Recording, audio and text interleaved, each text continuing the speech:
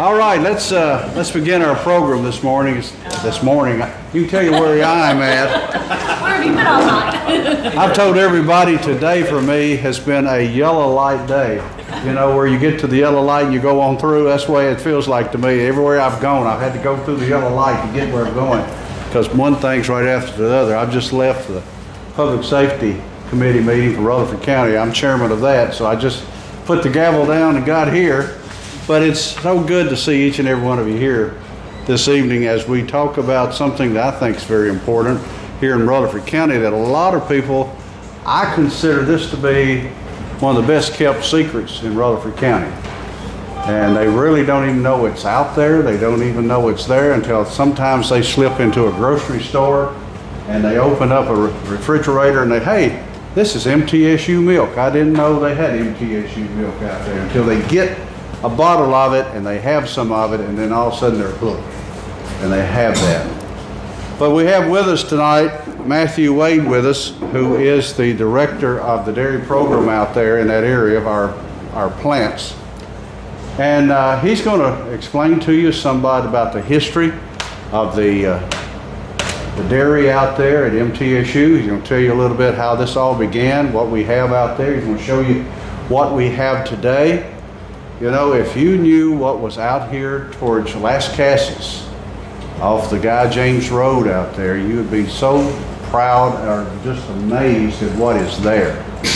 I remember when this thing was being planned a few years back, and there was a committee of several of us that was working on this, and when we went to ask for this, it was a time when a lot of people were getting out of the dairy business, and the university was asking the question, why in the world do y'all want to keep a dairy? Because there were a few of us that were sitting on the president's doorstep out there telling them, don't do away with the dairy cows on this campus.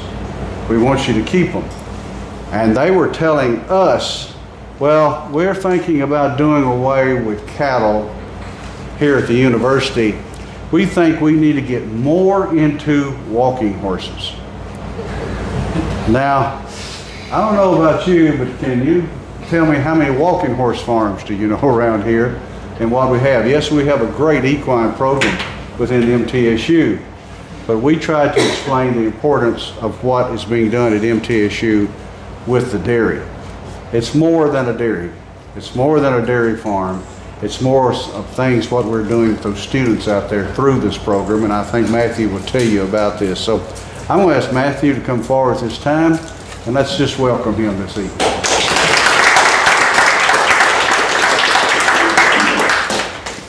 All right, thank you.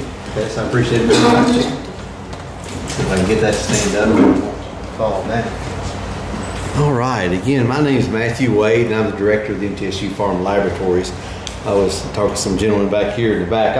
I'm not originally from Rutherford County, so I'm not going to stand up here and pretend to tell you about Rutherford County dairy industry, but this county has such a rich, wonderful history in the dairy business that I'm proud to be a part of it. I'm proud to have been able to add to it at this point. So kind of my job tonight, I feel like, is maybe tell you more of a recent history. So if you'll bear with me, that's kind of my plan this evening. Tell you a little bit about the creamery, tell you a little bit about our dairy farm.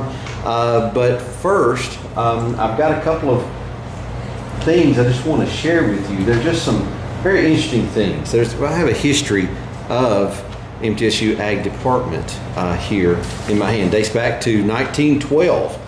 Was the first report from the normal school to the State Board of Education for Middle Tennessee. And it talks about the school site embraces about 100 acres of ground, 50 acres of which are available for farmlands. The soil is somewhat worn and is lacking in lime and humus, but it yields readily to treatment and in a few years can be made immensely rich. So that was the description of the first farmland on MTSU grounds, a little poor. I think we can all understand that, being in Rutherford County and needing lime. So very, very interesting that at that time they were already looking at teaching agriculture to these students. And it's something that I didn't recognize or realize, but from day one, they had it in mind to teach chemistry, biology, agriculture was listed on that as well. So they're already, in 1911, they were training the teachers to teach agriculture. Very interesting part of this to me that as I was reading through this again today. I've read it several years ago. And from what I can tell, it looks like by 1912, MTSU had its first cows here. Now I have a picture in my office. I couldn't find it to bring it tonight, but there is a student hoeing a garden on the campus because that's part of what they had to do. It's listed here part of what they had to do to provide vegetables for truck farming because they wanted it to be sustainable even in 1911, pay for itself, and they also had it to provide fresh vegetables for the cafeterias, of course. But I also have a picture. I wish I could have found it, and it was dated 1911. There was one Jersey cow out back that they were using to get milk from for the cafeteria. But by 1912, they had, 30 Jersey cows, 2 bulls, and 15 heifers on campus. So we have a rich heritage at MTSU in the dairy business. I'm very proud of that. How many of you guys went to MTSU? Let me see. Okay, good. So you guys will know some of the things. I'm just going to touch on a couple of things here. It looks like about 1913 or 1914. Do any of you guys remember the art barn? I was there in 1913. You remember that art barn? Yes. There was a lot of art going there. It's just a little different style. But it was there in the early 70s. Yeah. Around that. That's in the art barn. That's great. And of course, as you guys know, that art barn, it was built about 1913, 1914, best records we can find. And of course, that was for the dairy cows. And by 1918, they were up to milking about 50 cows. Now, that's a lot of cows in 1918. If you think about that, it talks about having the most modern equipment in the barn. I don't know what that means. Some of you might. Some of you might know the history of that a little further than I do, but from what my records, it just says most modern equipment. I don't know if that meant a really good stool or what that. I don't know. I mean, it's probably a flat barn, of course, and so I don't know. Use your imagination what the best equipment was. It does talk about in 1918 having a tractor, which I found interesting, but what it was really bragging on was the 2 Percheron animals and a couple of mules they had as well. A couple of the horses and mules, they were very proud of those to work the ground with. So it dates back and it goes back. I have a neat picture here.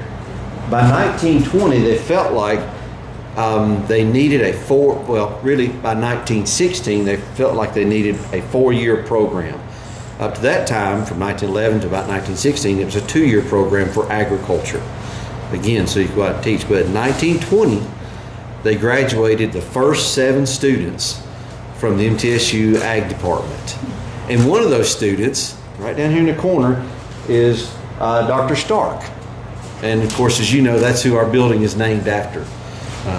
And so he graduated, he taught several places. I believe he wound up teaching at Cornell for many years and then coming back to become head of the department.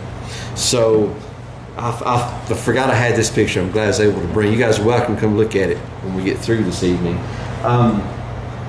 And I have also a picture. It's kind of show and tell, guys. Bear with me a minute. This is neat stuff to me, and I'd forgotten I had some of these things, so I kind of went back through it today. But I'm going to circle back around to this picture later, so it's kind of like a quiz. But this is the barn in 1923. If you guys can see that, you can come up and look at it later on. But this is the barn in 1923, which of course became the art barn later. So really, really neat stuff. I'm going to circle back around to that picture though a little later. So there's a lot that went on. We could get into a lot of the history of that. Again, you guys may know some of that better than I do. But MTSU has a rich history. That's the main thing I want to bring to you tonight. And I want to talk to you a little bit about starting in about 1968, the building opened that we're in now, is the way I understand it. The Stark building. And so the actual processing facility that's in it now is the same processing facility that was opened first in 1968. So we've been in the same building for 53 years. And you know how I can get that number so quickly? I was born in 1968, so I can remember it every time. Somebody wants to know, how long have you been in business? Well, since 1968. Of course, before that, the art barn, the barn we just looked at, provided milk for campus and for the local community. I don't know which one of the processing facilities that campus used, but I found it very interesting because the numbers matched from back in the 30s to my numbers now. We're utilizing about 25% of the milk from our dairy through our processing plant, and the rest is sold to Borden now on the raw market. Even back in the 1930s, they were using about, it says 20 to 30% of the milk on campus, and then the rest was sold. And the dairy was making money. It shows a profit all those years, and they're very proud of that. Even in the 1930s, and those were tough years, as we know. And so these records show all those things. Pretty cool deal. You guys remember Mr. Earl Young? You guys, some of you? Yeah, Mr. Earl Young. Mr. Earl Young was kind of, he'd been on campus a long time. And by 1968, he was well established. And Mr. Young actually ran the milk plant there at the very beginning. He kind of got it going and kept things going. He is actually credited with coming up with our secret recipe for our chocolate milk. And so someone asked him about it one time and said, Mr. Young, because he never got his doctorate, so you see, I'm saying Mr. Young, not being disrespectful, but he never got his doctorate degree, but he in my opinion, he was one of the best professors I ever had when I was there a long time ago. But we asked him, where'd you come up with that? I mean, because it's the best chocolate milk on the planet. And he said, oh, it's top secret. Couldn't tell you. If I told you, I'd kill you. And then, of course, he had that grin, he'd had that grin, that little laugh. And he said, it was on the back of the bag. So that's where the secret recipe came from the back of the chocolate bag, chocolate powder bag. So, and we haven't changed it in 53 years. When I came into the plant and I took over, someone said, boy, that chocolate costs a lot. We need to save money.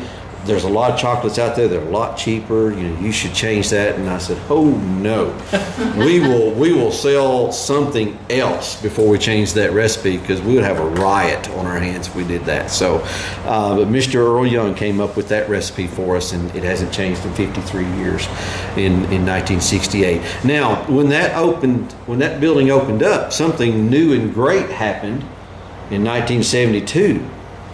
What was milk delivered in up until then for most places? I mean, the glass bottles. Yeah, I mean the bottles. So, and that's what we used. I've never, which I have, what says in the history, I've looked everywhere for a bottle that says MTSU, but in all the reports I have, it says MTSU just used plain. It was probably a low bid situation. They were too cheap to put the name on the bottle. So if you understand a low bid situation. So, but back in the back, I brought some things. I have a couple up here. Now I have a couple of different of the wax paper tops that were on the bottles from back in the day. And I don't really know for some strange reason, this one has stars all over it, and I've only been able to find 2 of these. I find a lot of these online, and we try to buy them every time we find them. But this must have been for some special event. I don't know what it is. If any of you have any idea, or please let me know, because I would like to know the story behind this one that has this. But they're on the table back there. You're welcome to take a look at those later. So, but 1972, a really big thing happened for our little milk plant and for campus, is they started bagging the milk. I mean, it was that cutting edge technology for us. And that's what the industry was doing. And that's something that we continue to try to do today. We try to stay up with the industry, what the industry is doing. Carol can tell you some of the stories of that.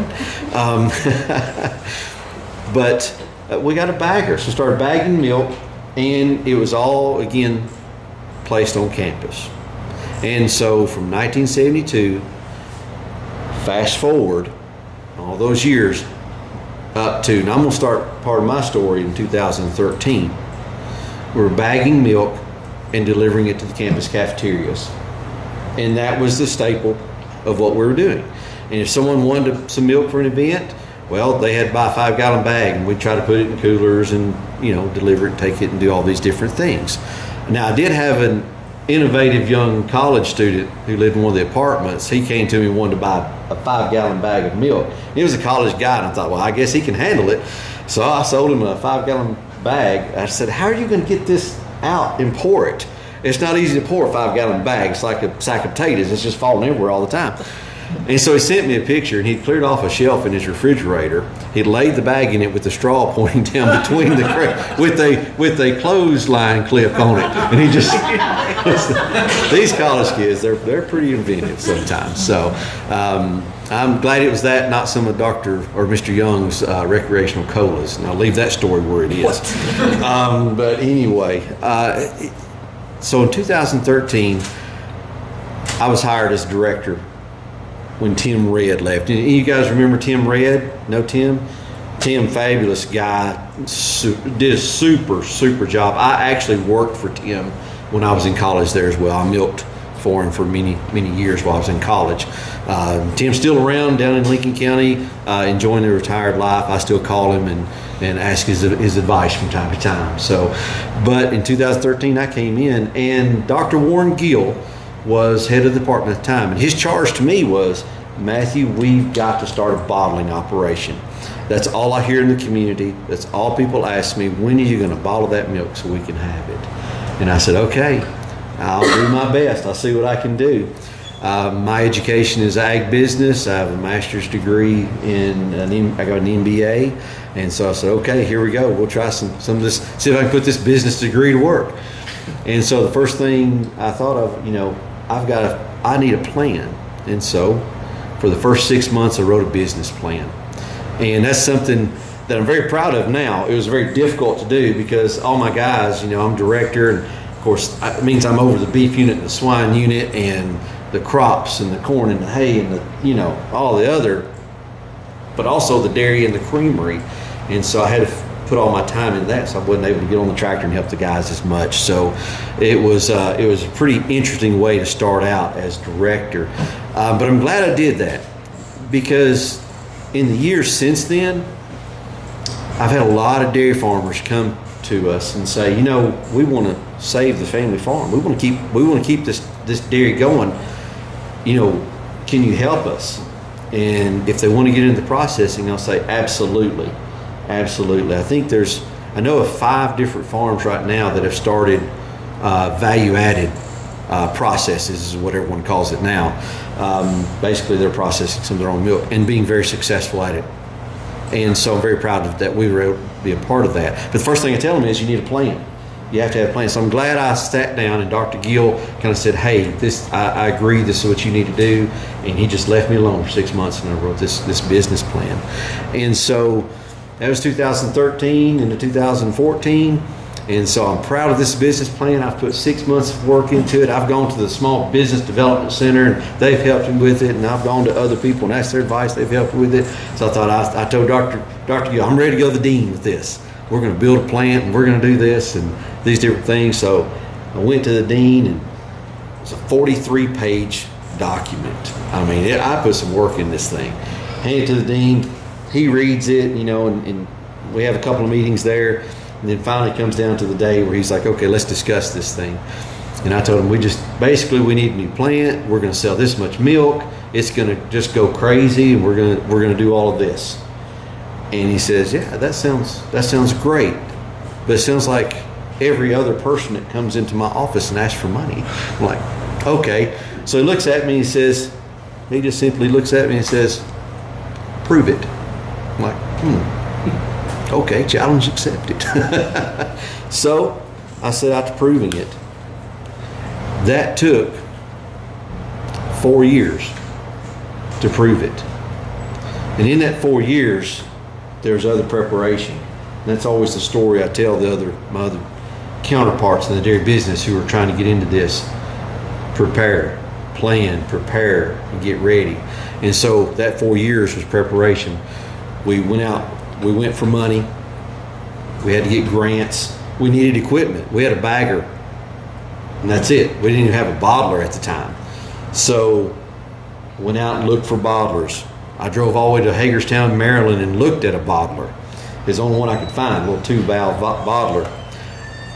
Part of my job that's really fun and something that I get to do is I'm in charge of the Dairy Science Club. And every spring break, the Dairy Science Club, we take trips, take them somewhere. And so that particular year, this was 2015, I guess. Yes, 2015. I took the Dairy Science Club to Hagerstown, Maryland, and I actually let them run the bottler that we're looking at buying in the factory, which was a huge deal for all those kids. And it was a pretty neat thing. And just a side note, so some of you guys understand your college kids, which I'm gonna pick on her. I brought one with me tonight. She came out. If you guys have any questions, I'm gonna put her on the spot about the cows. Megan actually milked tonight before she came here. So, but Megan, thank you for coming out tonight. I do appreciate it. But Dairy Science Club, side note altogether, and bear with me on my stories to get off on rabbit trails. We were going up to Penn State. I try to take them to some place where they can further their education, go into doctoral programs or masters. We try to visit other dairy operations and other processing operations, but we always do something fun. Well, I said, we're going to Gettysburg.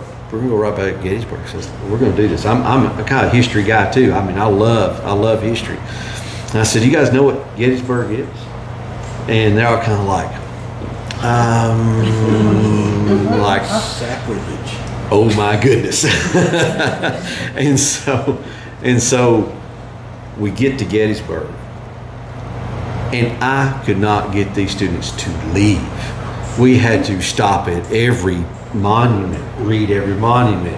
We had to stop at, of course, the store, and they were trying to buy the books on it, and we stopped at every little thing you could think of. And I'm like, guys, we still got to get to Lancaster tonight. We even went up in the towers and everything. They were enthralled about what it meant to our country and what it meant to who we are now, and just amazed by it. So it's one of the fun things. That's my rabbit trail. One of the fun things. Thought you guys would appreciate that story.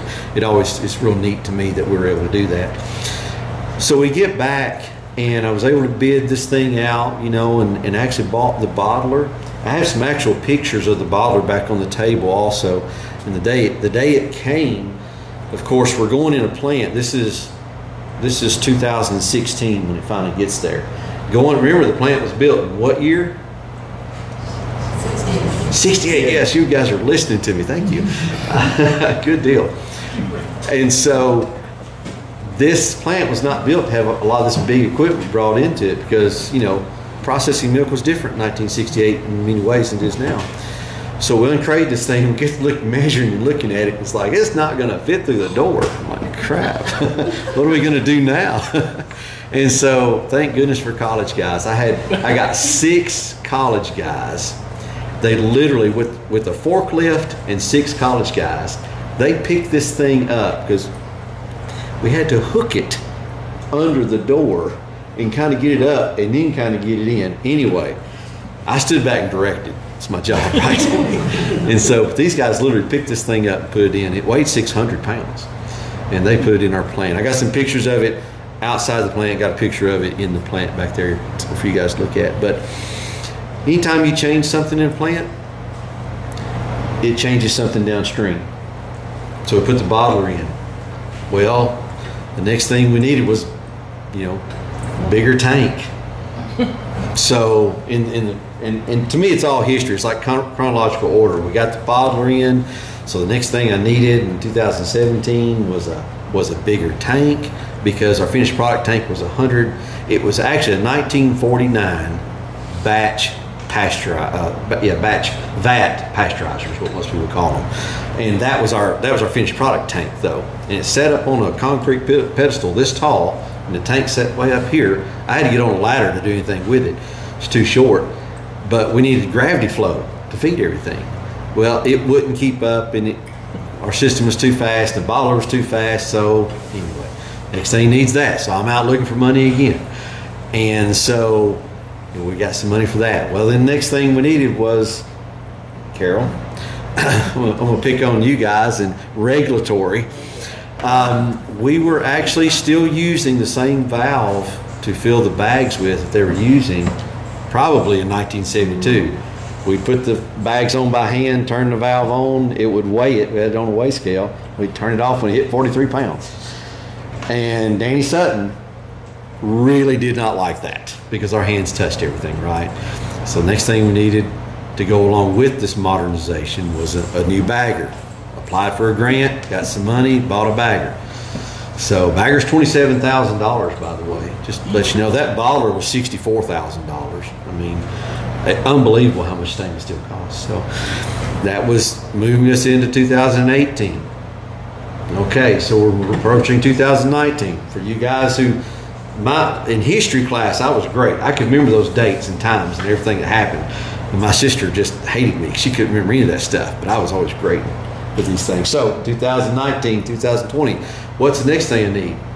Let's think about this just a minute. I'm circling all the way back around to some other things here. But 2019, I had another meeting with the dean. And I went to him. And I showed him the numbers. And here's the cool thing about the numbers, because I'm needing more equipment, right? I'm needing money. And so I showed him the numbers and I said, Bud Fisher. You guys ever meet Bud Fisher? He was fabulous, actually. He was really good. He's provost for Western Kentucky now. I said, Bud, look at these numbers. The plant was bringing in $34,000 in revenue in 2016. This is 2019. And I think we brought in about 125,000 in revenue. And I said, look at my business plan. The first year I forecasted $75,000 the first year. I said, Bud, we nailed it.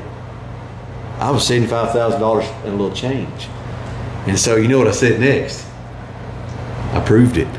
I said, I need some equipment. He sat back and he's like, you did. Nothing I can say to that. So he started helping me a little more on equipment and paying for some things. And Pettis has been part of a lot of this along the way. So I proved it, which was a pretty cool thing to be able to go in and have that meeting. So, you know, the next thing I'm buying is a delivery truck. You guys see the delivery truck on the square? You guys go to downtown farmers market? Yeah, we're selling up there now. And we got the truck. And so it's pretty cool deal with that. COVID hit. Thought, you know, we're going to shut this thing down. I've got this steamroller going and we're making it happen, and then COVID hits. And thought, oh no, what are we going to do? That's when farmers market actually came into play, because a lot of things were shutting down. Our business was really taking a nosedive. We jumped into the farmers market, kid you not, had the best year ever for the milk plant. It kind of saved us revenue wise. And so very proud to be a part of the farmers market starting in 2020 in earnest. And so 2019, 2020, been a part of that the past 3 years. So it's just been a progression for us of trying to build on these things. And to me, again, it's all in chronological order, coming all the way up from the bottler, a new tank. We needed a new conveyor system. But when I went to Bud and said something about more money, I needed a truck, but also needed a conveyor system, because at that time, with that amount of money that we were generating, we were still using the square bottles that you'll see back there. Well, the square bottles, we were sorry, I have to say it again, we were hand labeling those bottles, which TDA did not like, Tennessee Department of Agriculture. Understandably, regulatory. Your hands are the dirtiest thing that can touch a milk bottle. And so we're hand labeling 60,000 pints is what we're up to selling at that point per year. 2 labels per bottle, 120 labels. We had to hand stick. You know, you ever watch Duck Dynasty and they'd have these, what do they call them? These box packing parties, you know, at night when their business first started and they were just trying to ship stuff off to everybody. That's what we're having in the milk plant. We'd have 5 or 6 students all in there. They had the radio going, labeling bottles. That's all they'd do for hours, labeling bottles. And so went to Bud, talked to him about that, and showed him the figures and the money. Again, he gave us some money. We were able to buy a labeler. and people were jumping for joy. And that's when we went to the round ball that you'll see in 2019, which is so much better. We've nearly paid in almost 3 years. We've pretty much paid for the cost of the labeler in labor savings, and so pretty neat thing to be able to do that. One other thing I want to touch on real quick. Told you I'd circle back to it. There's a lot of things that you have to figure out doing this bottling thing. Something I tell folks all the time who come to us for help, who come to us and ask for us to help them get started in the business. A lot of regulatory folks are my best friends. I joke and cut up and kid with them, but I don't make a move without I call them. And so the label was a big deal for us. And nutritional facts are a big deal. Have you ever tried to get nutritional facts on chocolate milk? I mean, without just turning around and reading somebody else's? Because our chocolate milk's not like anybody else's. And this hurt my pride a little bit. But I had to pay University of Georgia $300 to run an analysis on our chocolate milk, just so I could put it on the label. I told Bud that too. And he was like, we need to get an analyzer. And I was like, yes, we do. We have one now. I don't need it now, but we have one. So there's all these regulatory things, the font size and how much it's supposed to, the information is supposed to put on it, and all that stuff. So if you have any questions, ask Carol. But something I wanted to do, and this actually steps back a little bit in this process. It was really, really important to me, was to continue that dairy heritage through our branding. And so I have a book, a notebook, and believe it or not, I have crayons and coloring pencils in my office. And we would sit there with some of the students and we would draw labels and we would color them and we would come up with designs and logos and what we thought would, combine with what the school had. Until I came across that picture, and I thought, that's it. This ties us all the way back to 1914, maybe 1913, one of the exhibits. This is it. And so I showed this. I actually drew this with my crayons and my pencils, my coloring pencils, and I took a little, sheet stapled together, and I handed it to our creative and visual people. And the guy was like, his mouth literally dropped open. He saw that. I was like, I know, I'm that guy. I'm sorry. And he said, no, this is actually fantastic. He said, I wish more people would do this. That way I don't have to think as much. But as you can see, they came up with that. And it's on all of our labels and did a superb job of it over in Creative Visual, capturing that heritage. So with every bottle that goes out, for me personally, I love history, kind of a history buff anyway. Every time I see that label in somebody's hand walking around, I think, man, that dates back to those guys and those gals all the way back in 1911, 1912, who said, dairy, agriculture is important, number one, but dairy is really important to us too on this college and what we're trying to provide for this community, not only in just milk, but in education in the future that carries on even today. And as Pettis talked about, we have one of the most modern, beautiful dairy facilities in the nation up there. And we have a fabulous little plant. You divide this room in half, and this is our plant. That's as big as it is. But now, going to all the way up to now, modern time, and Pettis, if it's 8 o'clock, shut me down. I can ramble on. Not only did we prove it, we surpassed it. Our revenues now this year are going to hit 165,000. I mean, without even blinking an eye. So we've gone from 34,000 in revenues. And I'll say something about what it says in these papers here in just a minute. $34,000 in revenues in 2016 to 165,000 in revenues 5 years, basically 5 years later, since we started the bottling operation. We had the grand ceremony June the 21st, 2017, as official opening of our bottling operation. And so very proud of that fact, very proud of the students who've been a part of that all these years, who've worked so hard, because students do all of it. That's one reason I wanted Megan to come, and I pick on her one more time. Students do everything from planting the crops to harvesting to feeding it to the cows, milking the cows, processing it. They go pick it up. Matter of fact, I think some of the guys are picking up milk. Well, no, they'll pick it up tomorrow. No, they did it today. Somebody did. Did that? Okay, okay. So, you know, to processing it to delivering it.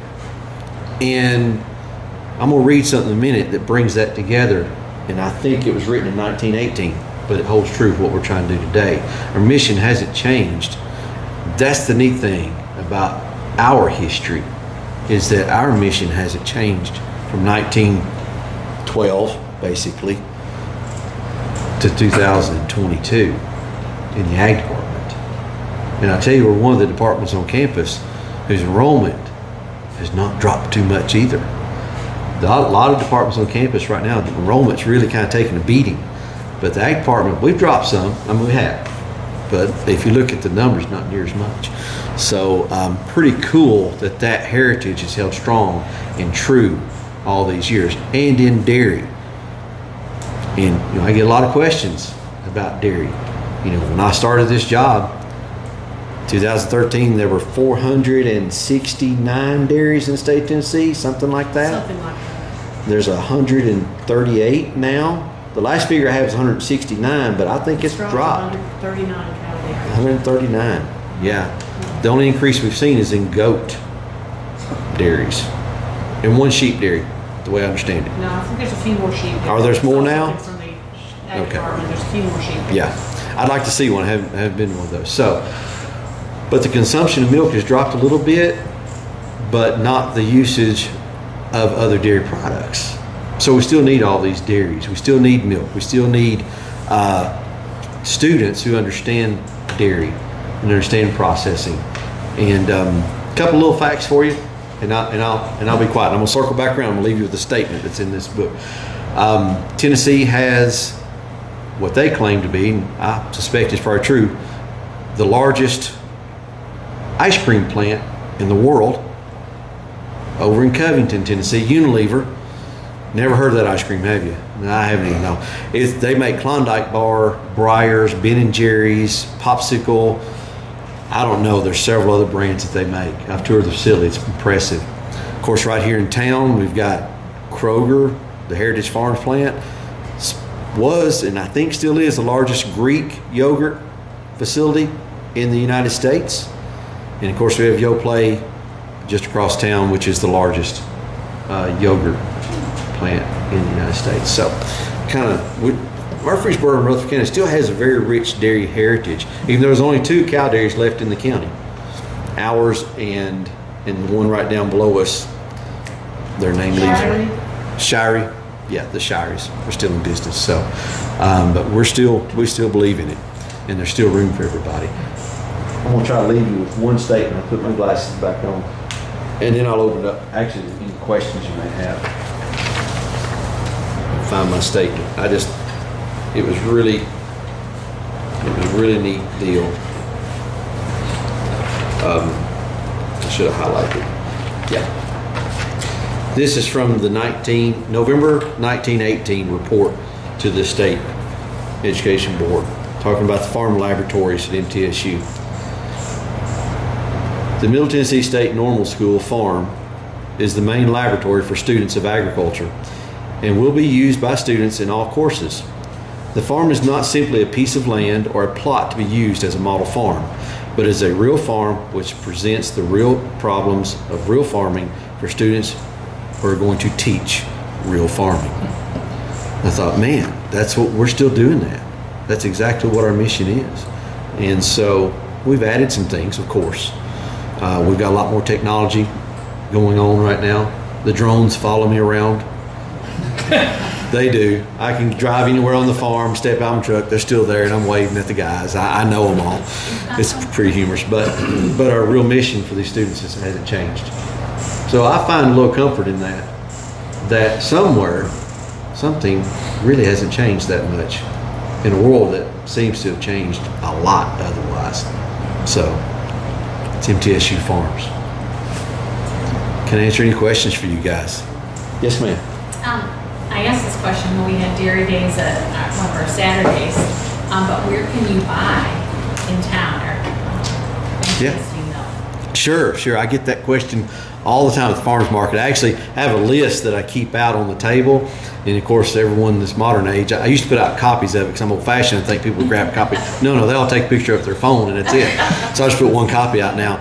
But we're in about 25 different locations. I can't name them all for you tonight, but we go as far as Manchester to the Donut Palace. We go as far as Lebanon to Two Fat Men Catering.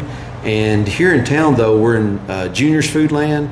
We're in Hattie Jane's. Where you can actually buy containers of milk? Yeah, you can. Yeah. And Rutherford Farmers Co-op, Las Casas Feed and Supply. I'm usually at farmers market. I got some of my students that make all the deliveries, and I usually point to them, and they start rattling them all off because they go and take them everywhere. But you can go to the MTSU website to mtsu.edu ag, and there's supposed to be a list on there. There is. I was looking at Okay, it. good. They weren't familiar to me, but I'm on that side of town. But Yeah. is there plans to expand that, or are you content? So far as your distribution? our distribution, not right now. Honestly, we've just about maxed out in our plant, not just in equipment, but really when it comes to labor. I have one manager who runs the operation, and on processing day, I actually step in and help process, and I tell him I'm actually working for him that day. He worked for Purity Dairies for 20-something years. I mean, it was really neat when we hired him because I was running the bottler, trying to show him all this, and he was standing there with his arms crossed very patiently. And finally I looked at him and he said, "Do you mind?" And I was like, "Oh no, go ahead." And I have stayed off the bottler since then. And so he's fabulous. Steve Dixon's his name. Does a wonderful job for us. So, other questions? Yes, So I sir. have a couple of questions. About how much product do you guys move at the Saturday market in that big, Yeah. cool-looking truck? Yeah. I mean, we're probably, I've got it broken down in my mind. We probably sell around 350 plus chocolate pints. I think my grandson's bought that much in one day. They have people come by and just buy sacks full of it. Probably, we're hitting somewhere in the neighborhood of 175 half gallons of chocolate. I'll sell 40, 45 whole white gallons, and then we keep a few white pints around, and some people, that's what they like, and so I'll sell 40, 50 of those. We haven't had the half gallons of white. We're talking about going back to half gallons because I have a lot of requests for that, so we're talking about going back to that. And the gallons of chocolate milk, I was selling probably 50 to 75 of those. But again, in the process of things, within the plant, in our limited space and limited time, that's a changeover. Every time we change a bottle, that's a changeover from the labeler all the way through the finished product. And that takes about 30 to 40 minutes sometimes of downtime because you got to move everything and readjust everything. So we kind of did away with doing the gallons, but I'll sell you 2 half gallons for the same price. Yes, sir. This doesn't have anything to do with dairy, but my daughter graduated from MTSU and did her arts studies at the old barn. Yeah. Where can I get a t-shirt or a hat to give her? Because that's very precious. Got a lot of stories about going to that particular location. That has the old barn Yeah, like on it like yeah. this. There's not any actually. It's a business idea. That's what I'm saying. I know. This- Farmers market. I'll tell you the story about the shirt because these shirts are unique. The only people that wear these shirts that has one are the ones that work the farmers market for me. So Dr. McPhee comes up one day and he says, y'all know who Dr. McPhee is, right? Okay, I just want to make sure. He says, I'd like to have one of those shirts. I'd like to wear it around and advertise. It's like, oh no. You've got to work in the farmers market tent to earn one of these shirts. And I'm not sure of my humor. I thought, I'm fixing to be fired. And he kind of looked at me. I was like, oh, but today I'll make an exception for you, Dr. McPhee. I'll get you a shirt. So I took him a shirt later on, but that actually got me a 30-minute meeting with him where I was able to discuss dairy and the dairy issues. So, and he was very open to that. I mean, there was no promises or anything, but it was a very good conversation. But yeah, I don't know. We'll have to see about that. I'll get you. Bottle of milk. Yeah. The label on it. barter. Yeah, and honestly, if I had an extra shirt, I would give you one to send to her, but I don't have any extra Well, ones. she teaches over by Fat now. Okay. And our teacher You tell her to come and see me one day. I'll see if I can. For 25 years. Come visit me. We'll see if we can work something out. Yes, sir. You mentioned drones. Are y'all doing any other type of research or anything? Oh. Gosh, yeah. You know, we've got a 3-year deal going on right now. I think it's ambitious, but I love it because it brought together about 5 of our young professors. Because you know, the younger professors are the ones that are trying to get tenure, and they're really working hard on all this research.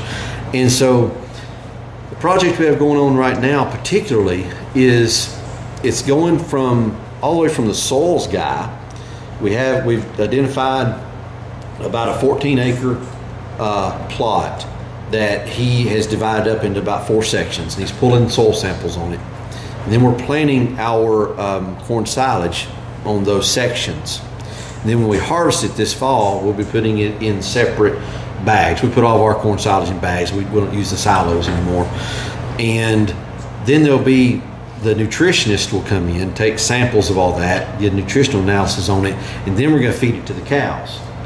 And so then they'll be pulling samples of the feed and then samples of the milk from those cows that have eaten that particular bag amount. It's going to go all the way through the making of cheese as the end product. And they're trying to see if there's any factor within that affects quality, taste, maybe shelf life, all the way from the soil through the plant to how it's stored, and then feeding it to the cows. So it's a pretty ambitious project to me. There's a lot of factors. And it's a 3-year project that we're working on. We've done several warm grass projects where I've had to leave certain hayfields. We've planted them in certain grasses, Bermuda grass, some native grasses and things like that. They were warm season. Partnered with the University of Tennessee on those to get some data on that and how that grows. The drones and things, that's aerospace, work with them all the time. They're really great. They just did a digital camp where they brought in students for 3 weeks and we're showing them all of the technology with the drones. We also have land mapping equipment that is actually mounted on 4-wheelers, and so you can actually get students on it and let them drive it, and they can see they're actually mapping the ground. Really cool stuff. We have weather stations on the farm. They give us all the weather data. Just downloads to a computer, and you can see trends and that sort of thing. Just put a new modern computerized system throughout the entire dairy. We're actually still learning a few of the little nuances of it from DeLaval. And all the information from the cows. Once you put the milkers on, you're done, supposedly, hopefully. The computer takes over, downloads all the information from the cow, how much she's giving, conductivity of the milk. It downloads her activity. Also, she's got a neck band that records activity. What else, Megan? Am I missing a couple things? It can do like 5 or 6 things. I've not learned.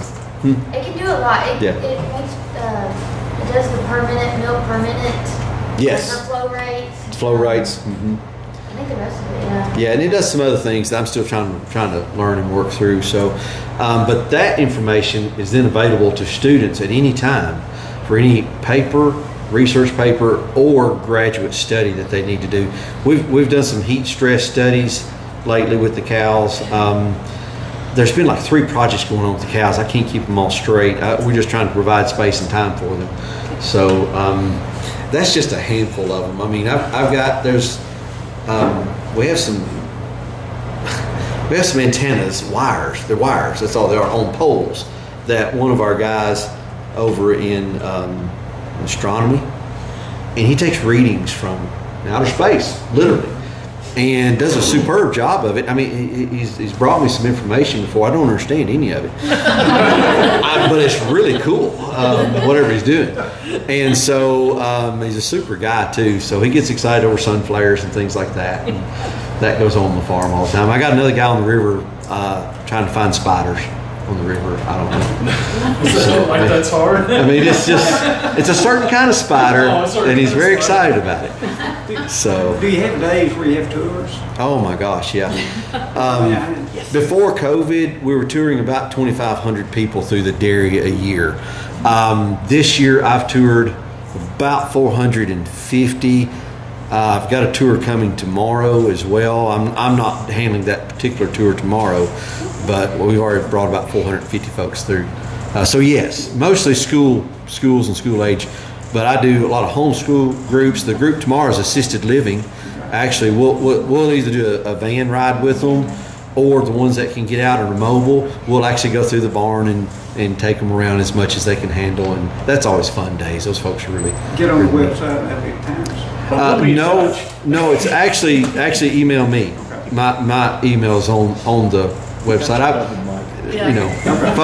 Folks bring their family in from out of town, and I'll try to make time and show folks around. Yes, sir. Do you have to, are you monitor your pricing to keep it above, like Hatcher Dairy? Are you in competition against that? Or do you have to Am I in competition? That is a very fine line that I walk. I'm not required to do anything. My pricing model that I use is based upon the same pricing models that Heritage would use, or anyone else in the milk industry would use. So my models are based on my expenses and then what I think the market can stand and will pay. And so, am I in competition with some of these other folks? I hope not, because I'm a university. It's not my goal. So I don't know. Hatcher and I both sell in Hattie Jane's, and we still get along just fine. So do I run into some of these other folks? A little bit, but Hatcher's the main one because they're the biggest fluid milk processors in Middle Tennessee. You go over East Tennessee, it's Weigel's. But Hatcher, we taught them how to do it. They were in our plant for a year and a half, and that's where they learned how to bottle milk. So we actually have a very good relationship with them. Actually, just to go a step further, one of the young ladies that processes for them and is essential to what they do learned in our plant as a student, went there and has worked most of her working career there with them. Now she processes with us just on our processing day. We share her a little bit with Hatcher. So, but we've been able to help Nash's Creamery. We made the first couple of batches of their ice cream mix for them and realized that they just went like a skyrocket in their business, and we couldn't keep up, so we couldn't continue with the ice cream. They came to our plant. Shop Springs up in Lebanon, the Turners, they've been to our plant. We've worked with them a great deal on some things. There's G&G, which I think they've stopped now because they want to go more row cropping, so they stopped their business. But they've been in. Brian Flowers down in Lawrenceburg, doing a super job. He started off making cheese, but he was selling all of that, and there was a demand for fluid milk. He's doing fluid milk now. He's doing ice cream and doing a fabulous job down there. So he's been to the plant. We've had a lot of good conversation with him. So You just do milk though, don't you? we just do fluid milk. We have a grant that I'm working on with a professor right now to get into cheese making, and it's actually a really neat deal. It's one of these shipping containers. There's a company in New York that is developing those as ready-made processing facilities, a 40-foot container. And it will come, and TDA has already certified 2 of them in this state because I think one of the sheep dairies is using it. I think I heard the other day one of the goat dairies is using it. But we're trying to get one of those in to put on campus to use as demonstration, but we're going to get it certified through the state also, so that if we produce cheese in that, hopefully we'll be able to sell some cheese. How many farm properties does TSU have? I am responsible for 900 acres across Rutherford County. Within that, the different areas that I'm responsible for are the crops unit, beef unit, swine unit, the dairy, and the creamery, and the gardens. Those are primarily separate. Those are all separate units, separate. but not necessarily on separate farms. The Guy James property is 438 acres. We have our Angus, part of our Angus operation is there. Our gardens are there. Some of our crops are there, and of course the dairy. We still own the old Manson Pike farm. Do you guys remember the dairy that was out there? We still own that farm. We rent that out. I'm still responsible for it because we do have research going on that farm, and so I'm still responsible. We rent that out to the Beatties. I mean, if you've tried to drive a combine across Murfreesboro lately, it's no fun. So we thought we're not going over there anymore. And of course, we have the beef unit behind the VA. We have the swine unit and heifer development area beside the VA on the other side of that. So those are where most of our farms are. So One more quick question. How much land do you have? at home, Yep. I run about 200 acres and I have cattle. I figured you'd say like a quarter acre. I know I'm crazy or something. I'm not sure why I do it, but yeah. How big is the ag program at MTSU in terms of students? We are at our height about 4 or 5 years ago. We were at about 513 students. We're sitting somewhere around 475, I think, right now. Which again, that's still pretty good in comparison to other departments. So we're pretty proud of that. Yes. You spoke earlier of Jersey breed. Are there other breeds in the dairy program that y'all are looking at to produce more milk than others, or are you staying specifically with this? Well, I'll tell you where we're at right now, and where the herd has been for actually many years. We actually have about a 50% herd. It's 50% Jersey and 50% Holstein. Obviously, Holstein for the volume. Really, when milk prices are good and we can sell some milk, and right now milk prices hitting $24 a hundredweight. I've never seen prices. Some of you may have. I've never seen those kind of prices. But of course, fertilizer's tripled, diesel has tripled, so it didn't help a lot. But of course, as I've stepped over into the role over the creamery, that Jersey milk sure is valuable when it comes to the butter fat. And trying to, if you're going to get into cheese, if you're going to get into ice cream base, like we were trying to do with Nash's, that butterfat content means a lot to us. So the breed determines the product. It helps. Now we have some Holsteins now that are actually they're regularly getting over 4% butterfat pretty regularly. So which is pretty good for the Holstein, because the average for Holstein used to be like 3.2 years and years ago, and it's moved up to like 3.7 as the breeding and the characteristics have changed as we've bred for those things. So now that breed has gotten to where I think their average still is like 3.7, but there's a lot of cows going over 4% now. What's causing that?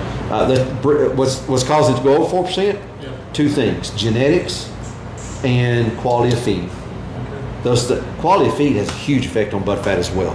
Now, I have stories about that I won't get into tonight, but I have direct stories. Now, you say in other breeds, we do have some, and just because Megan is sitting here, because she loves them, we got a couple of brown Swiss running around there, and that's just a novelty. I'm not real sure. I'm not for my crossbreds either. Yeah, we have some. No, we have some. That's where they get the chocolate. Man. We do have some crossbreeds that were a long time ago, were part of a research project to see if there's some variability there in milking quality or volume or whatever at that time. So we do have some crossbreeds in the herd left over from a research project. So. Good deal. I tell you what, Matt, it made me sound old when you start talking about the 68. I started at MTSU in 66. And things about the old barn, I mean, I know the old barn very well. When I started in 66, the ag department was in World War II barracks. Yeah. That's where our classes were. In fact, some of the classes we went in, you sat on feed sacks of feed out there. They actually were that way. And the classrooms where you had had a classroom on each end with offices in the center. I'll never forget Dr. Bigger one time, he had a movie playing and he forgot to catch the rail at the top, and when he was finally caught at the end, it went from one classroom to the other, all the way through. But these were some of the fun times we had there, but I remember the building of the Stark building and how excited we were to get to leave the barracks to go over there to the Stark building. And then when we get over there to that building, that's when they decided to move the dairy out there towards Blackman. Yeah. And we watched and helped with the loading of the dairy cows early one morning to move them all out there. That was a venture at one time to move all the dairy cows out there to get a milking. You can't miss the milking. And missed the milking, and you got them out there and moved them out there. But then the next thing was see the moving of the art students into the barn. And we were standing there watching, we were aggravating the art students, said, we want the dairy cows back. And so we were arguing with that situation, but it was a lot of fun, and all the students, and what we had to do then when we built the Stark building, at that time there wasn't enough ag students to fill the entire building, or they told us that, but they put the nursing program up on the second floor. So the nursing program, MTSU, started in the Stark building on the second floor. And for a lot of us young men, that wasn't any problem with us. Maybe for the nurses, but not for us. But there's been a lot of things that have changed in that ag department out there, and the way it's going. And I'm just, every time I go over there, I'm just to see the things that's happening. I went out there in plant and soil science, is what my degree's in. In fact, my family, when I said I was going to major in agriculture, some of them sort of looked at me sort of funny, because my family was pretty much in education. I had both a brother and a sister were teachers, and went there and I said, no, I'm going to be an ag student. I said, every time I went to a holiday dinner, all y'all talked about was education. The whole time I sat around the table, I said, I'm going to get what I want to do and go that way. And I think my father was the only one that was tickled that I was getting in agriculture. But it is a neat place, and what they do there. What I want to emphasize is the fact that students like this, you know, they work so hard, and I think that is something that needs to be realized. It's a lot different from the other students that you have out there. When they say they're going to go work at the ag lab, it's 3 in the morning when they start their day. And they end that day late at night, finishing up everything by the time you clean it all. But it teaches more than just the fact of something from a lab. It teaches responsibility. It teaches being there on time. It teaches that those cows have to be milked regardless. It doesn't mean if it's cold outside, hey, I'm not going this morning. You've got to go. It doesn't mean that, hey, today's a holiday, I'm not going to go do this. You have to go. And whenever those students get ready to graduate and an employer is looking for somebody, they look at those students because they know where they have worked, they've known what the program they've gone through, and they know also that program right there, all that it teaches. When Matthew talks about that plant and the processing, it not only teaches you about the processing of milk, but it leads you also into other processing formulas and things that can be used in other manufacturing out here that's not being taught elsewhere. And I think students, I think every one of them, when they graduate from there, they probably got a job waiting on them whenever they leave MTSU. And I said, something we can be, we're putting out students there that have opportunities. You know, some of them leave there not only with an education, but they leave with a vocation when they leave there from MTSU. So I think this is something very good. Now, he's also brought chocolate milk tonight. So when you get ready to leave, if you have not had Mr. Young's recipe. Yeah, exactly. Now, Mr. Young, I remember where, like I said, I started in '66 out there when all this was coming about, and that I'll never forget. I come back from my honeymoon. My wife and myself did. We come in the back door of our duplex and we walk in, and all of a sudden I hear noise back towards the bathroom. What in the world's in this house? And that was in 1974. And all of a sudden he come out waving. I said, what are you doing here? Oh, I'm painting your bathroom. And Mr. Young painted on the side. If he didn't, now this is a professor like Mr. Young, he painted on the side. But I mean, when you walk in and your old college professor is in your bathroom painting, when you come back from your honeymoon, it's a little bit different. But we were all fairly close out there on that campus. But Matt, I really appreciate you being here. There's a lot more coming from this university. Y'all can be very proud of what's happening in the ag department out there very much. Thank you so much for being here. Just a reminder, we'll have another one in August, another program in August. I think this one's going to be with our own county historian. He's going to be here talking about his new book and going over that with you. So if you want to make plans for that, coming up the third Monday night in July. Okay, I was going to ask you, are we having a July meeting? Do I? Are we having a July meeting? Yes, the third Monday night in July. Okay, you said August. Did I say August? Yeah. He's trying to push us. Like I said today, see, we're having changing the meetings all the way through today on things like this. But yes, it's in July. It's in July. Excuse me for making that change there. But also invite you to be coming by Ransom, visit with us there. We are making some changes there. We're doing some painting and things there to make it a little bit look a lot better than the things we're having done there. Mr. President, you might mention Ransom may not be open this weekend, depends on the progress on the painting this week. That's true. So that's true. So stay tuned. So watch Facebook, watch email and things of this type. That if we may not be open, you'll understand why. We're under construction, I guess is what you want to say there. If not, I'll adjourn the meeting right now and have some chocolate milk back there.